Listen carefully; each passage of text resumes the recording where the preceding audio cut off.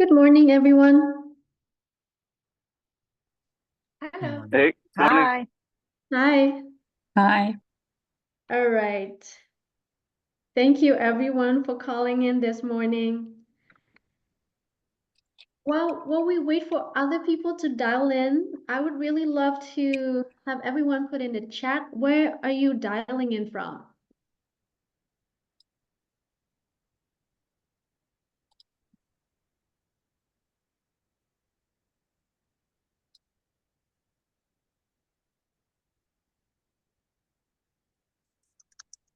Let me see. Oh my God. Denver, India, Seattle, LA, New York, New Jersey, UK, New Jersey, Toronto, New York, San Francisco, UK. Oh my God, you guys. You guys are amazing. You're calling in from all over the world. Thank you so much for choosing to spend your time with me. Let me see. It's 10 a.m. my time, and we currently have 52 people.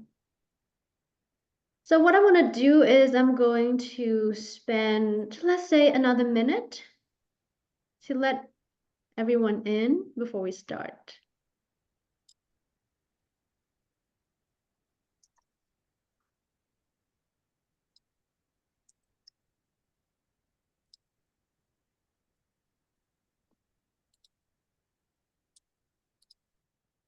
So let me do this.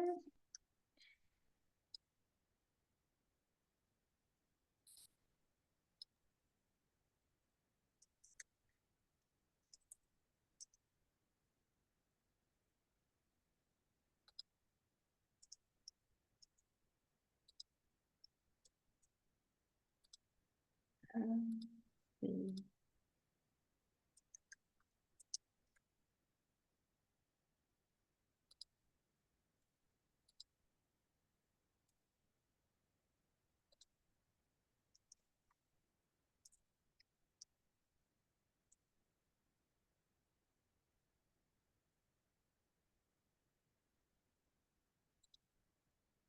Okay.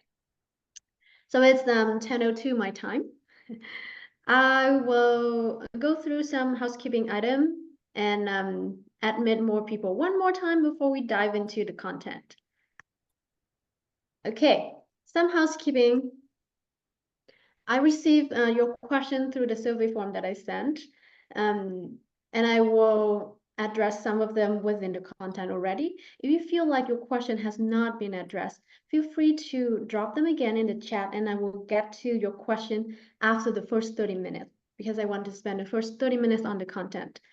And then the recording of this session, you will receive a copy of the recording within 48 hours. Okay, so with that, let me admit another round before we start.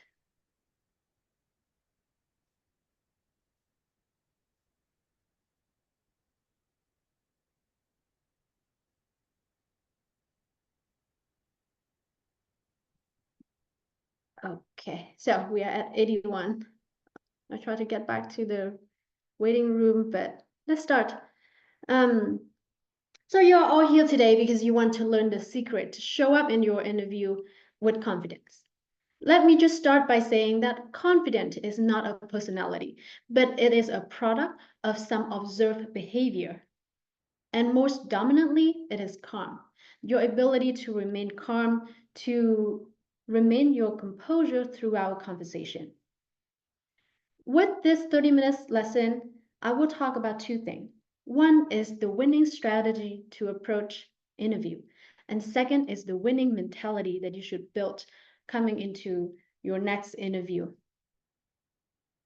And I will also talk about why this strategy works. If you are interested in diving deeper, I also have coaching package that I offer, as well as class on Maven. But with that, I'm going to dive right into the first thing, which is the winning strategy. This is the winning strategy that I built for myself and my client, and many of us have found. Sorry, I have people still trying to get in.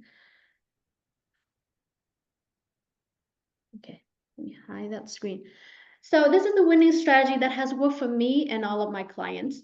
Why this work? Because there are 4 elements to this strategy. The first is relevance, the second is resilience, and the third one is rapport, and finally is remarkability.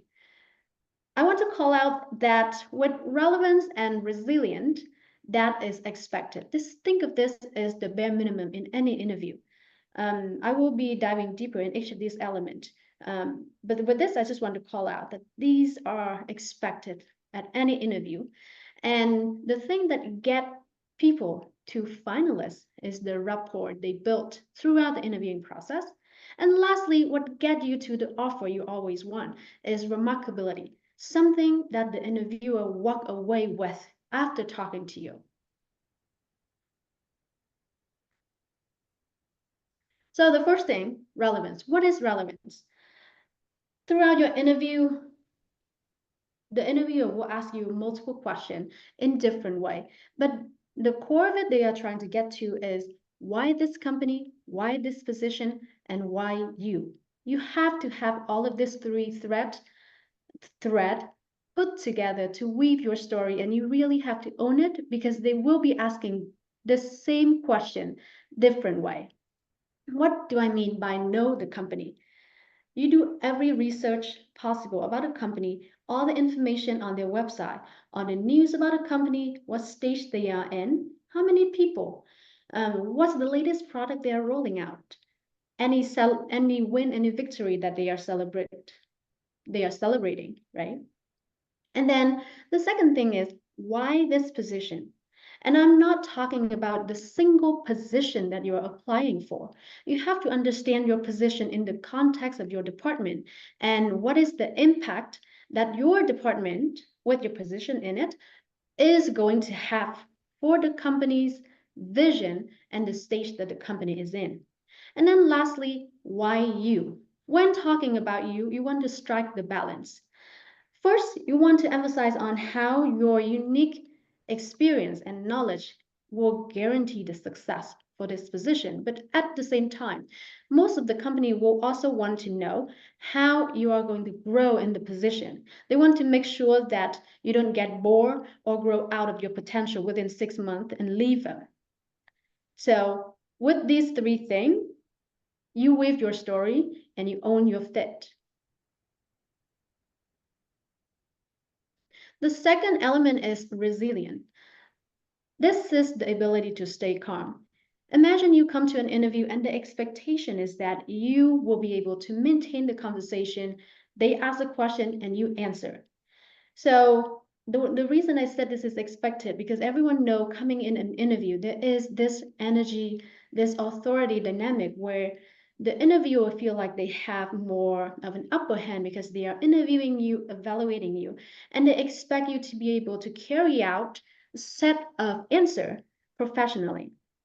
But a lot of time, because the stake is so high, or you've been on the road of job searching for long, you kind of feel nervous coming into the interview. So some technique to kind of pull yourself back into the calm seat is to remember in any interview or any setting, you can always pause and breathe.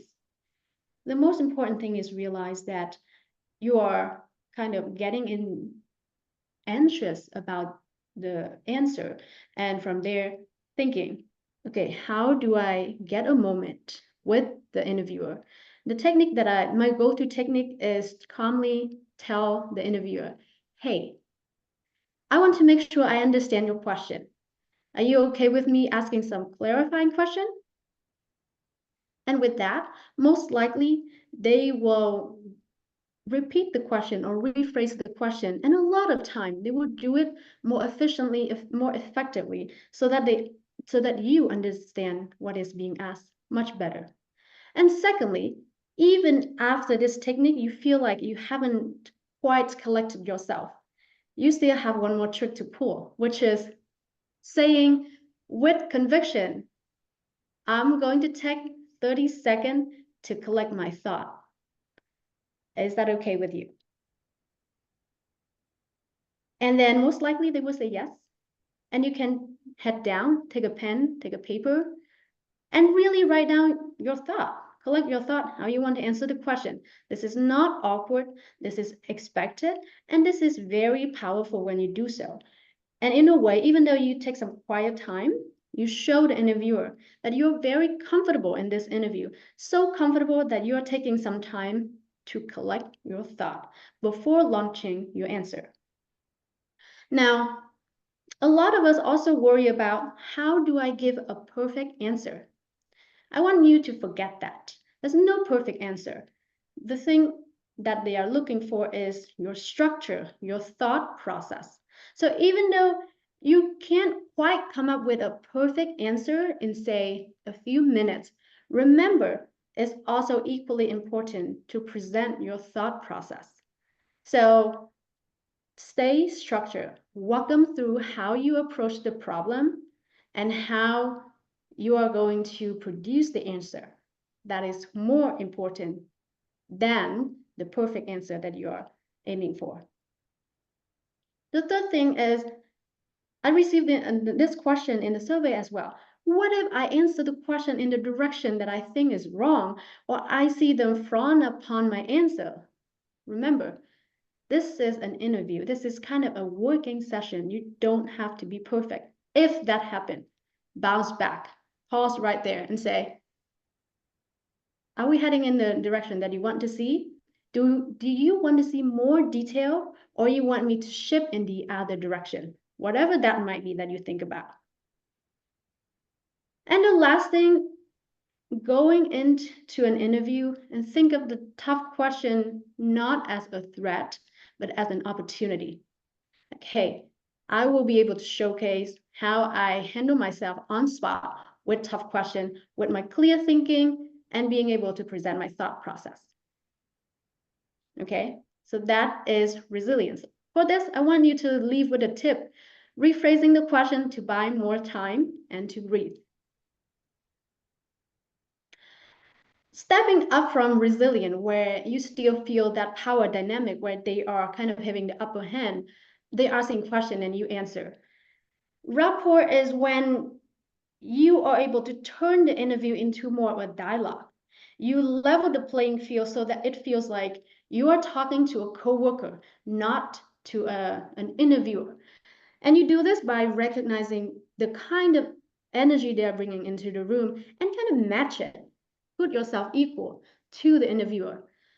And after that, you listen actively to everything they say and show them that you are really listen by answering to the detail that are being asked in the question. And then to bring yourself up another notch, you engage with question. You kind of break that expectation of they ask a question and you answer. You bring your own question too. Recently, I talked to a CEO who booked a 15 minutes call with me. And 10 minutes in, the CEO asked the same question the third time. And after I answered the third time, he launched into why. So basically asking the same question the fourth time. And I don't want to get stuck in that position of kind of being interrogated with the same question. So I collected myself and I say, why don't we do this? We've been talking about the same question and you know it. So how about a change of theme? Why don't you tell me why is it so important to you to figure out why I tick? Because his question for the first 10 minutes is why I tick. So now I flip it back to him. I say, yeah, why is it so important for you to figure this out? And turn out he has a really good reason for it. It is all about the culture of the company, and the company he's building is at a small stage. They have a smaller team, so they want to find people that fit the cultural expectation. And that's great. From there, I share with him, I love that you asked the same question multiple times, because that's precisely the reason why I love small company. We embrace the culture. The culture is so dense, which will dilute as the company get bigger. See, right there is an opportunity to level the playing field and also share again why you and why the company. And most importantly, building rapport means you feel like yourself in the interview. You don't feel like I have to adhere to some sort of guideline or rule to play this game. I'm being yourself. I'm having a test conversation or a working session with my future coworker. And if you feel that way, there's a good chance they also feel that way. And that is where they leave the interview knowing that you leave like you have a good they have a good impression on what kind of candidate you are. Now, lastly is remarkability. You have to stand out for the right reason. A lot of us go to interview or think about interview as, we have to beat the competition. You have to be the best. I'm here to tell you that you don't have to be the best, but you want to be the favorite. Think about, let's say, you are one of the 10 candidates get the interview, and you are one of the 3 that is the finalist. You don't want to be the best, or competing to be the best is really hard. So what you want to do is you want to compete to be the favorite, and you want to create that favorism by doing the thing that they will remember you by. What you can do is you try the product and you have some insight to share in the interview. You attended an event that the company held and you have a learning you can share throughout the interview. Better yet, you book a sales demo call and you have a realization like, hey, this product is amazing. The technology is so good that I didn't think about this is what actually, the underlying technology.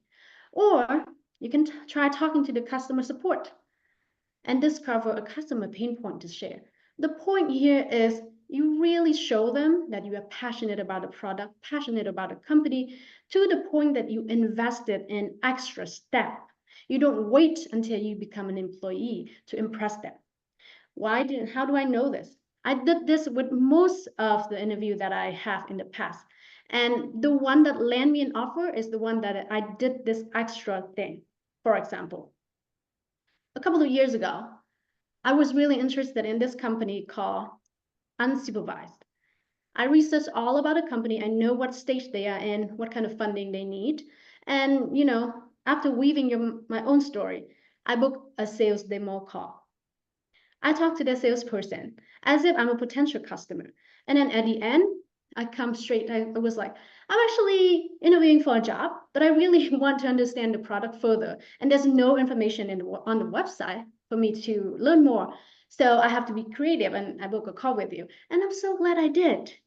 And you know what happened? This person go back to tell his team about the interaction. He was like, oh, this is amazing. The candidate, they booked a demo call just to get to know me and about the company. And that, you know what? It get to the hiring manager's ear. It get to the COO's ear. I got the interview with the COO and I got the offer. And I don't think I was the best candidate, but I was the favorite. They remember me. They saw me go extra mile and they give me the offer, right? So that's the winning strategy. That alone will not be enough. So the second thing I want you to pay attention to is building the winning mentality. Today, information is so available. You can look for like example question throughout interview. You can do mock interview. You can search for different kind of technique. But I want you to build the mentality going into that interview. Flip the coin. Don't control the outcome. Try to control the interview. You will not know if they hire you or not, because at the end of the day, the interview process is like a few hours and mainly is based upon impression. The decision can be arbitrary. But if you too focus on that, you will get obsessed, you will get stressed. But this is, for a lot of us, it's a long game. You're not going to land the offer with the first interview. Not unlikely. So you have to build this mentality. So for the next 3 or 4 or 5 interview, you know that what you're trying to control here is the interview itself, not the outcome. Be present. Second, really evaluate the company. Think about going into the interview, think this. They are not only evaluating me, I'm also evaluating them. I want to see if they are a good fit for me. I do this often. Whenever I go to an interview, I want to see if the manager is really embracing the value that I value. For example, I often ask, how do you make decision in the company? If they can quickly pull together some sort of framework or structure, you know that they do have the structure. If the answer is quite like, oh, we did research, or they don't quite be able to pull together a framework, so you know that this is not something the company has. So you can vet these elements throughout the interview. Think of this as a two-way street, right? The third thing is you do not need perfect answer. It's okay. The most important thing here is show your structured thinking and how you can handle something happens suddenly, some difficult situation with composure. And lastly, you do not have to be the best, but you do want to be the favorite. Now, I'm going to move to some tips on the day of that if you overlook, you might sabotage the interview. The first thing is rest over prep. Let me know if this sounds familiar. This interview is important. So you stay up late the night before, even the morning of, trying to prepare the last step. Don't. Between prepping more and rest, choose rest always. A good night's sleep, a good morning do wonder to your mind. Because think of this, your mind and your creativity can only be unlocked if you are relaxed. If you're tense, your creativity will be locked. And that means your answer will be short, lack of creativity, you don't have calm, and you sabotage the interview. And then a reminder, you are at the interview, that means you're qualified for the job. No question asked. Confidence boost. Look yourself in the mirror and say this. You are uniquely amazing. And then small detail like tech check, restart your computer, test your internet. I do the same thing before this session. I restart the computer, test the internet. Get energized. I did this too. 100 jumping jack 10 minutes before the interview. I did the same thing before this session. Be on time. I can't believe that last week I saw a few posts of hiring manager, founder, and VP level complaining about candidates showing up late to the interview and not prepare well enough. And lastly, stay calm. If things go wrong, it's okay. You will have the next interview and the next. If there's anything I want to leave this session with, it is this. The secret to confidence. Confidence is rooted in intentional preparation and blooms in the right mindset. And with that, I will now move to Q&A. If you have any question, I will be going over to chat now, okay? Let me see, let me stop sharing first. So,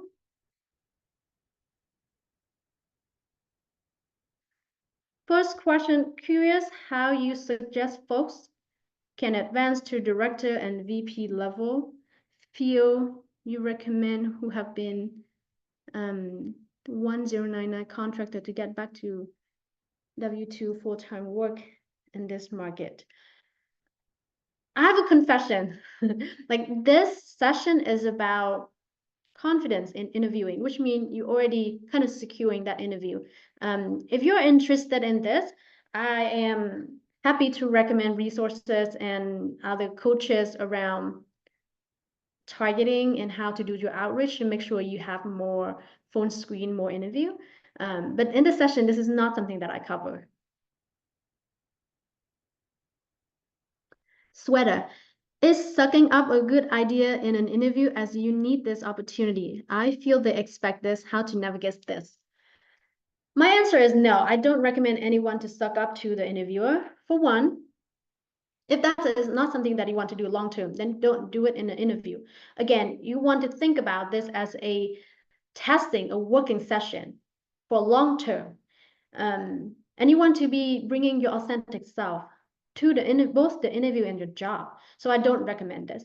And secondly, some interviewer really allergic to this and they can tell. Like if you are trying to please the interviewer, they will have the conversation with the interviewing comedians like, oh, that candidate, I feel like they just try to say the right thing or say the thing that they think I want to hear instead of their unique perspective.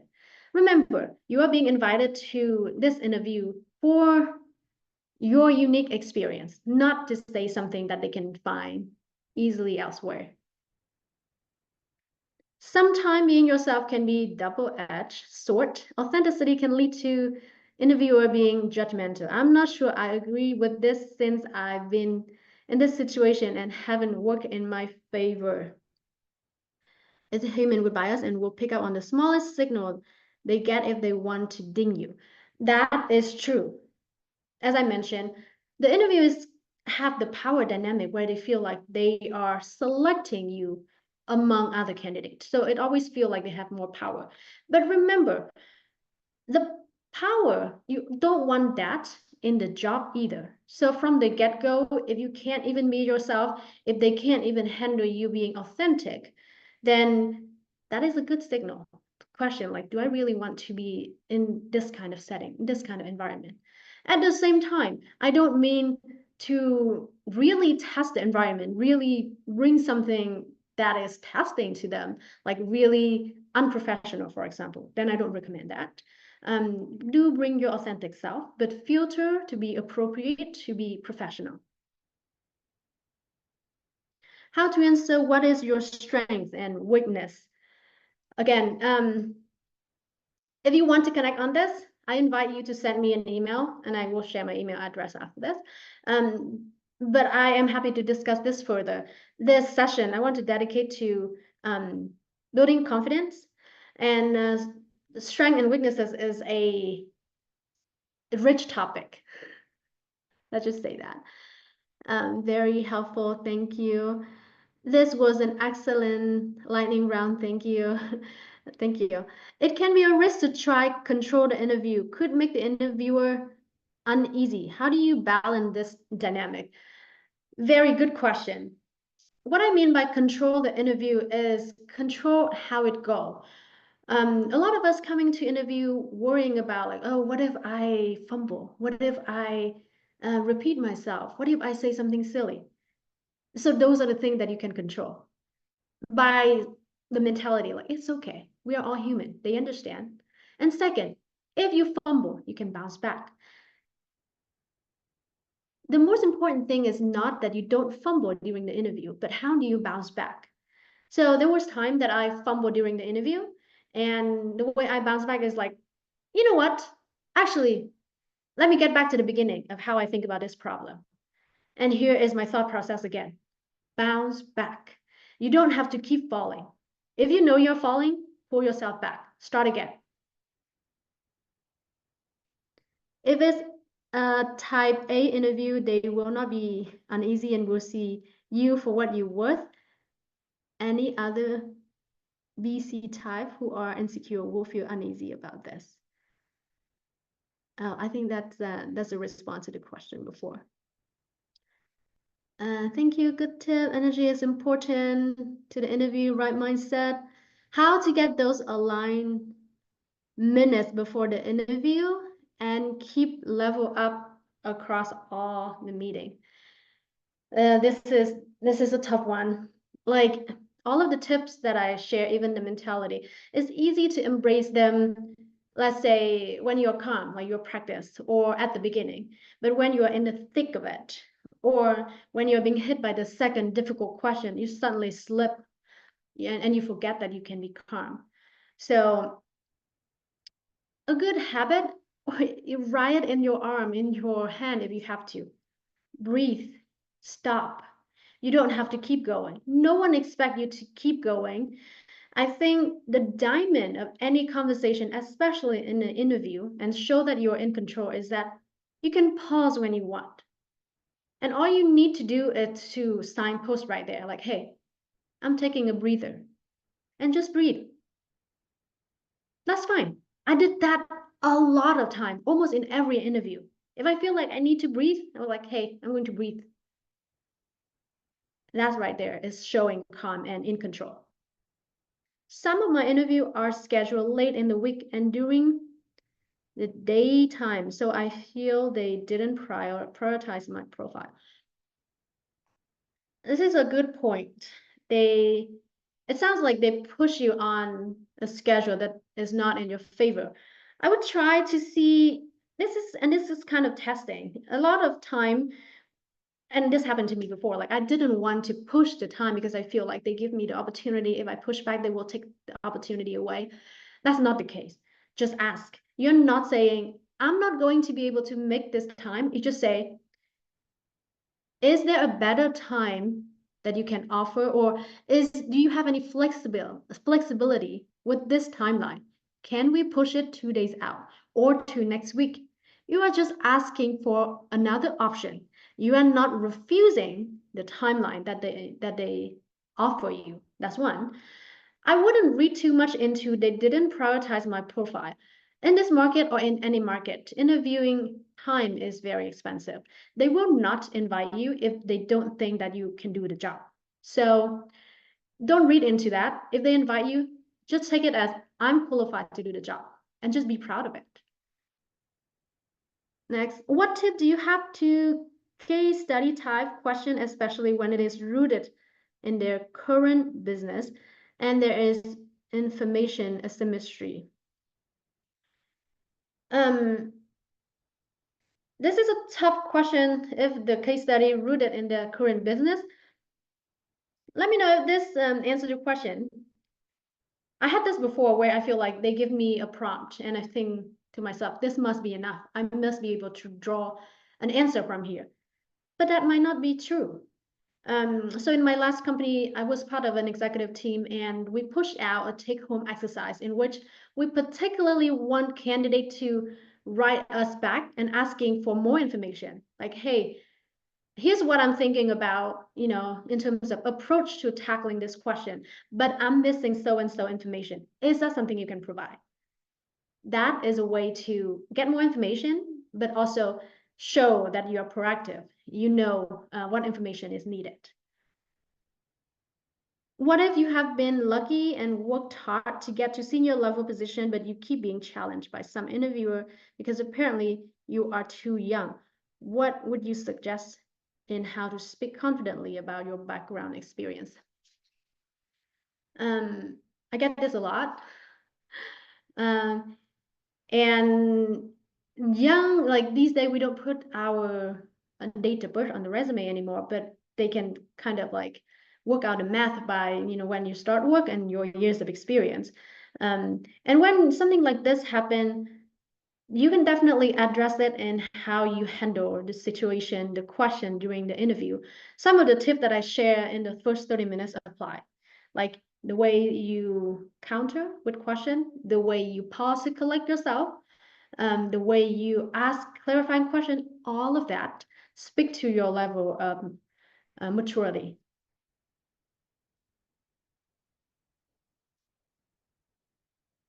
During the most recent interview, the interviewer kept interrupting me and did not let me finish a single sentence. I felt like I did not have any space to talk about my skill and answer any question. So I want to be honest with you in this situation. One of two things happened here. The first scenario is they genuinely have question, and that's why they interrupt you to, maybe get more information out of you or giving you a clue. So in this case, they have good intention. The second case is they are rude, just outright rude and trying to interrupt you or don't think that, this interview is going well. If that is the case, I would just assume that this is, kind of over. And because of that, then the reason I want you to think that it is over is because I want you to take it back and just put it on them and say, hey, I noticed that you have a lot of questions along the way. Is there a particular area that you want to give me time to dive deeper into, or we keep engaging in like your question and my answer as we have been doing?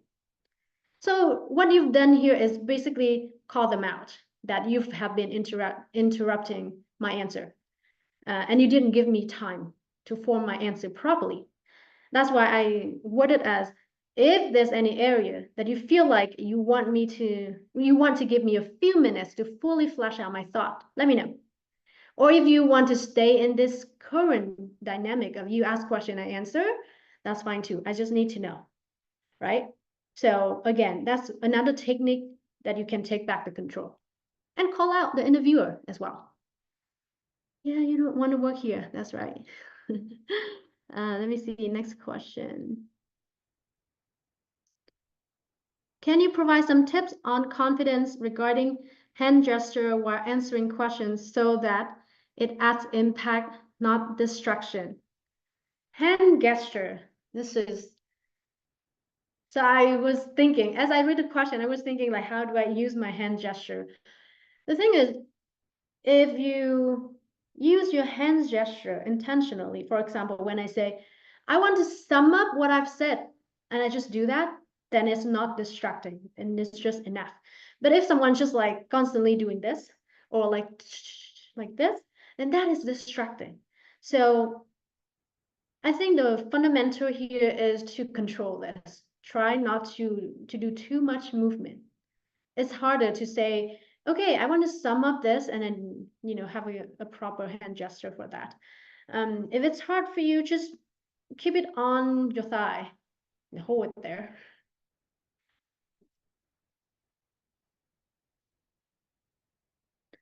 How can we achieve a balance between sounding confident and overconfident? Excellent question. I think the blessing here is when confident come from knowing, like you prepare enough, you're a good fit, then you kind of project that to the interviewer. Overconfident is when you forget to bring the interviewer along and you're just talking on and on about your achievement and how you solve that problem or this problem.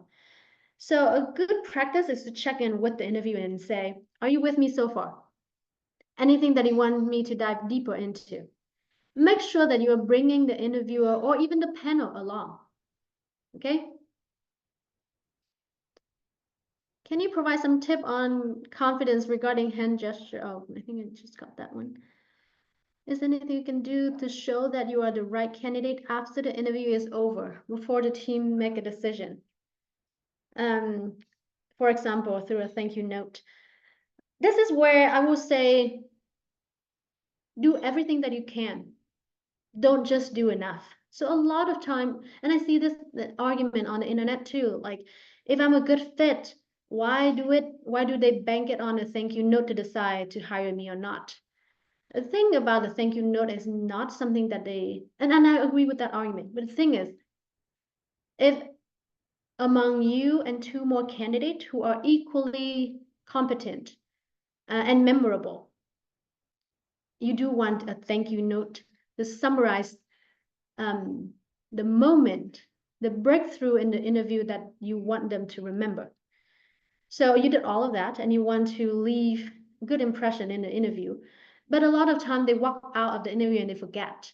And that's what the thank you note will do. Like, hey, I really enjoyed the conversation with you this morning. And here are the 3 things that I take away from the interview. And remind the interviewer of what they like or the moment that you both share that spark, a common understanding or a breakthrough, right?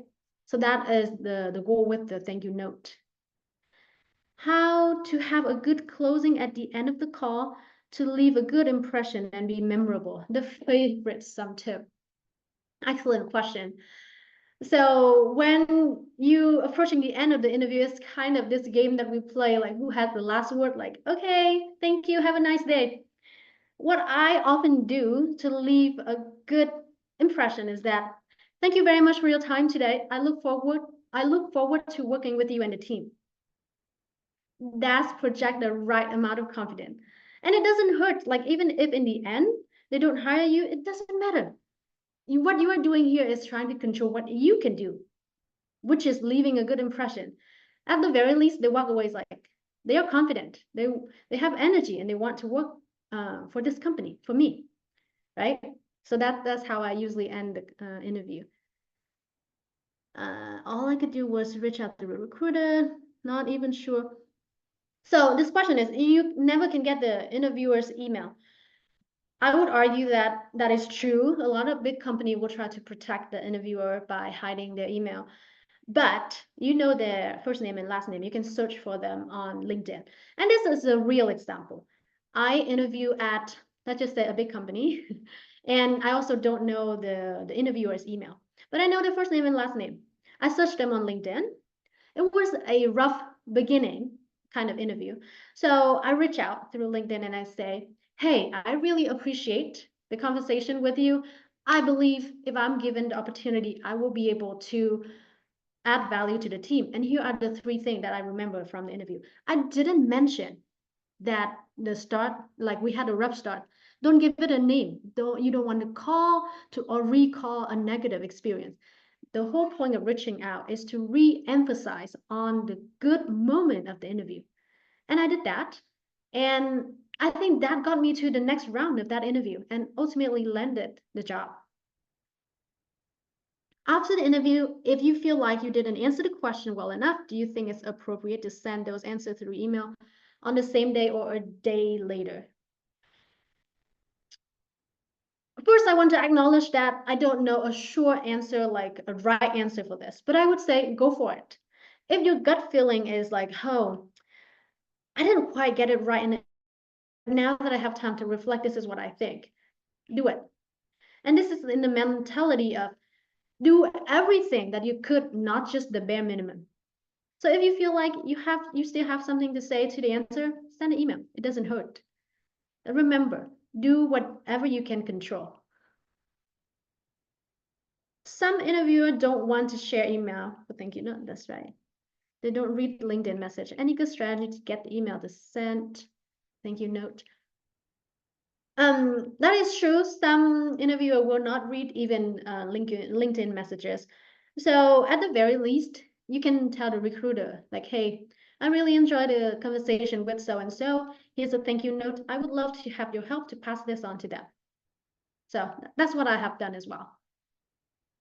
How to balance a smile and be serious and cooperate to project professionality and also empathy.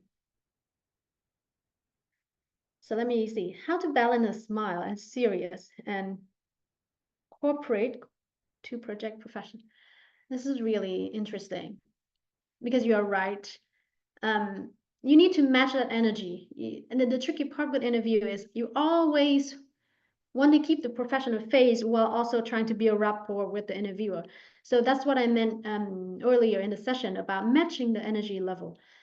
So oftentimes I would jump into the interview very bubbly, right?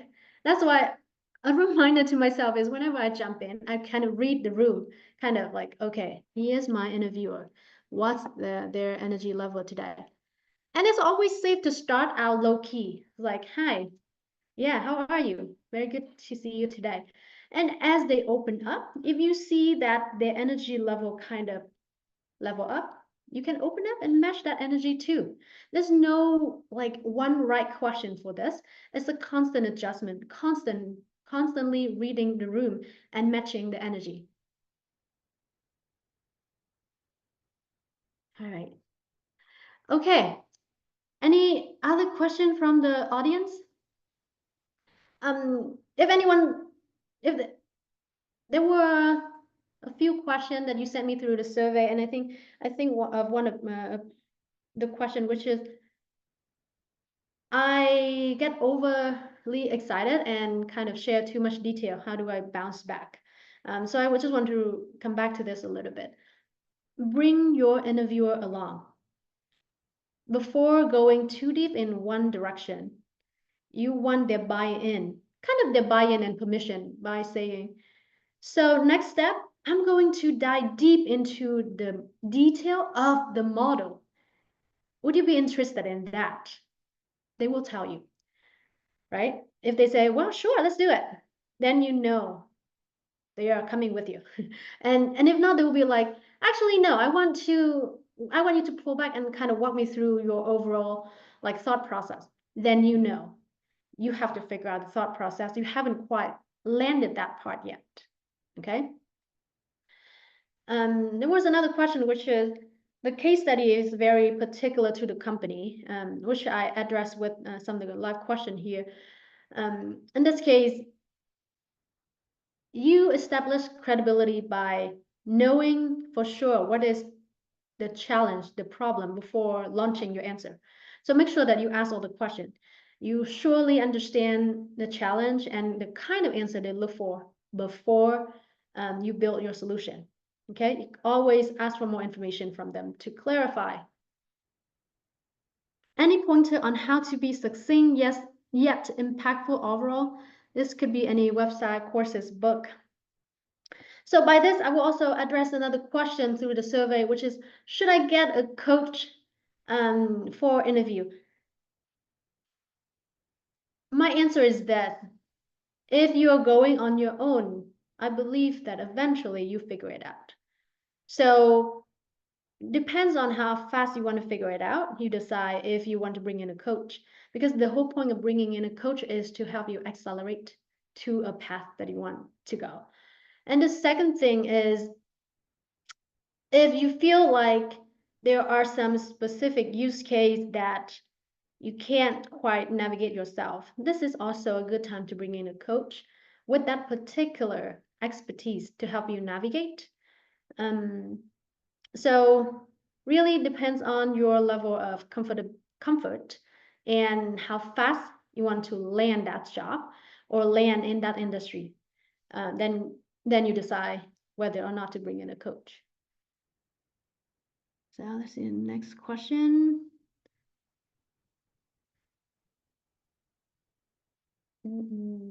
Does the pace of your wording speech matter? If you talk a bit fast, are you perceived to be junior? Is there a certain cadence of word that will make you sound more executive or senior? Sometimes you're passionate and just talk fast. I would say talking fast doesn't mean that you are more junior. A lot of people actually prefer candidates or people in general to speak fast. Maven, for example, they recommended that us instructor need to speak fast because a lot of people will listen to video at 1.5 speed. So I wouldn't worry about the speed of your conversation, but more so on the word choice, how you frame a problem that will project your seniority and your executive presence.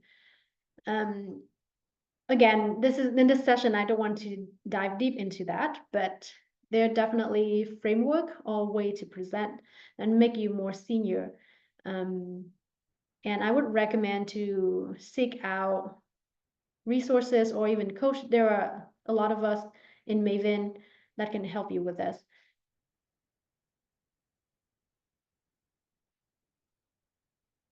Is the stage the background of the call important? Some elements should be there, should not be there. Okay. You definitely want to set the right background for your interview.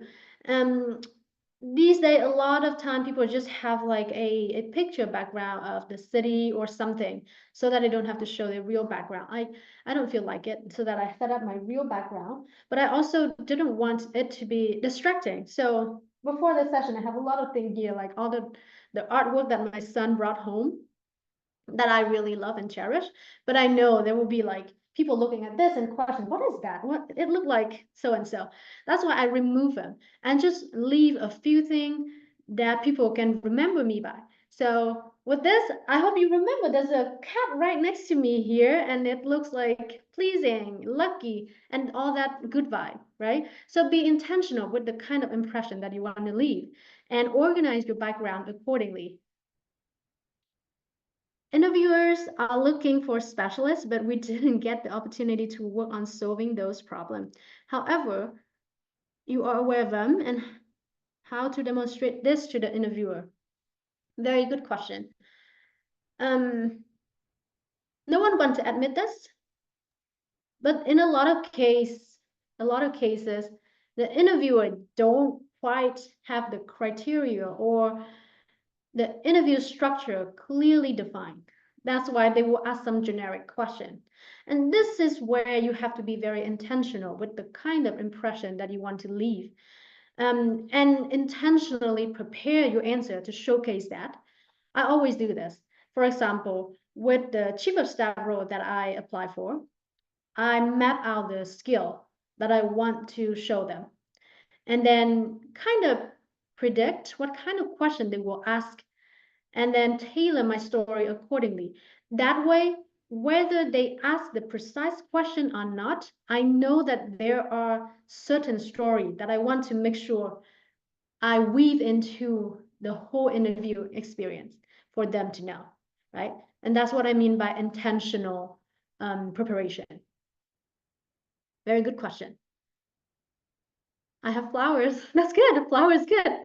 Okay, so that is all the question that I've seen in the chat.